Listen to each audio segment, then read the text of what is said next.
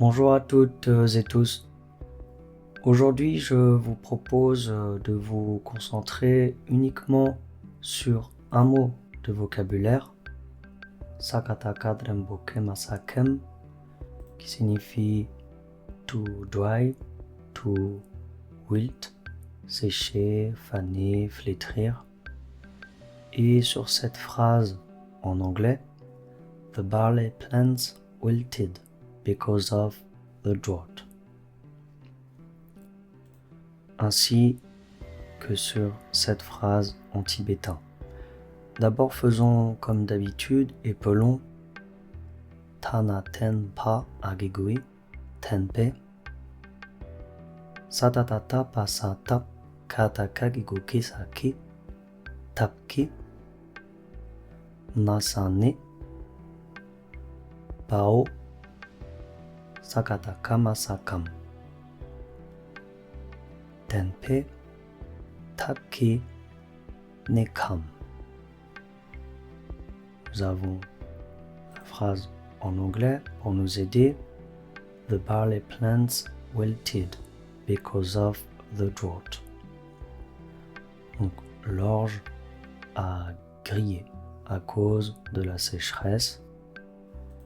Et ce que je vous propose de faire, c'est d'abord de s'aider du dictionnaire THL, Tibetan to English Translation Tool. Nous avons donc pour le mot tibétain tenpa, drought en anglais, la sécheresse. Pour tapki, nous avons because. Nasane, nous retrouvons bien le mot barley, orge. Enfin, kam, pao, sakataka masakam. Nous avons donc burned, dried, donc brûlé, grillé.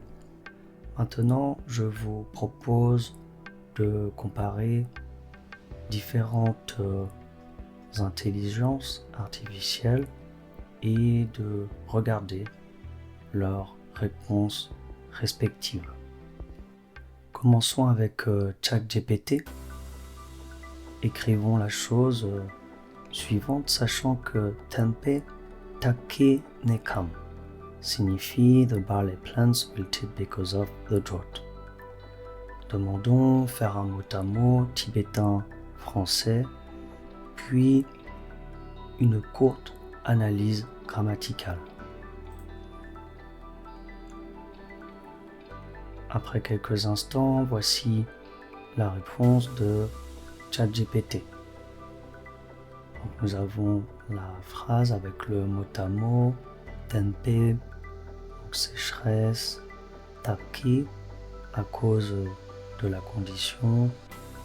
Donc ici on a né, on parle de postposition marquant l'origine, la cause, et kam signifie se sont flétris. La traduction naturelle, les plants d'orge se sont flétris à cause de la sécheresse. Donc on a ici agigui, le génitif, katakagiguki, l'instrument, donc la particule, marque ici l'agent, et on a le verbe se flétrir. Alors on va orienter l'intelligence artificielle pour cette réponse. On va lui indiquer que Nasane signifie plante. Donc on va écrire sachant que Nasane signifie orge. Donc après quelques instants, nous avons cette réponse. Donc pour ChatGPT, né dans ce cas-là, effectivement, peut-être un nom signifiant orge en tibétain. Pourquoi né ici n'est pas orge, le nom d'orge n'est pas précédé d'un déterminant. Ok, donc on va passer à une autre intelligence artificielle et on va tester Mistral. Nous sommes exactement dans les mêmes conditions. Parfait. Alors nous avons cette réponse pour réaliser une traduction mot à mot et une analyse grammaticale de la phrase tibétaine. Voyons le mot à mot, donc Tenpe de la sécheresse, Tapki, donc à cause de, et ici on a flétrir. Donc ici on a une coquille par rapport au mot. Je vais simplement dire, si on fait le mot à mot, refaire le mot à mot avec mes signifiants orge. Donc là, il y a pour le coup à rectifier et à refaire le mot à mot et à proposer cette traduction. L'orge a flétri par la cause de la sécheresse, donc l'orge a flétri à cause de la sécheresse. Donc, voyons, il y a une interprétation. La phrase signifie que l'orge a flétri à cause de la sécheresse. La structure grammaticale utilise des suffixes pour indiquer des relations entre les noms typiques de la langue tibétaine. Passons à notre IA. Nous voilà ici. Donc il a choisi DeepSeek. Demandons-lui. Voici la réponse. Après un court instant, donc on a Tempe, donc de la sécheresse, Tapki, à cause de l'effet, Ne, on parle encore de post-position, et Kam, flétri, séché. Par l'effet de la sécheresse, ils ont flétri. Donc on a ici une traduction littérale. Pour l'analyse grammaticale, on a la marque de la cause, l'instrumental ici. On a ici le génitif. Donc ici on a bien l'idée d'orge, nasané. Et le temps verbal. Alors je vais encore l'orienter en disant refaire le mot à mot en utilisant né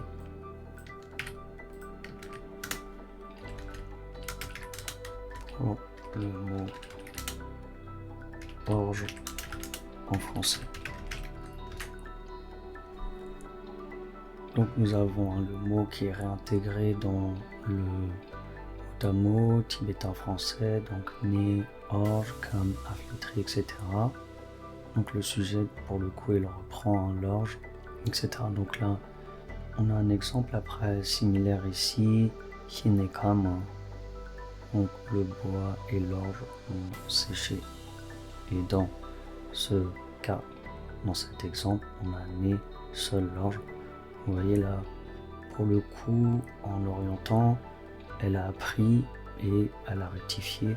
Ce qui est intéressant ici dans DeepSeek, c'est qu'on a un exemple après la rectification qui permet de faire un léger approfondissement. Passons à notre IA. Testons Grok. Voyons la réponse que Grok propose pour cet exercice de faire un mot à mot, puis une analyse grammaticale. Donc, Tenba signifie sécheresse ou aridité. A, ici on a la particule génitive. Tap, donc la manière, la façon, la condition. Ki, la particule instrumentale. Né, l'orge. Kam, c'est flétri ou c'est fané. Donc pour le coup, par rapport à cet exemple, Grok a été l'intelligence artificielle la plus performante. On a une vraie structure littérale, sécheresse, de, manière, par, orge, c'est flétri.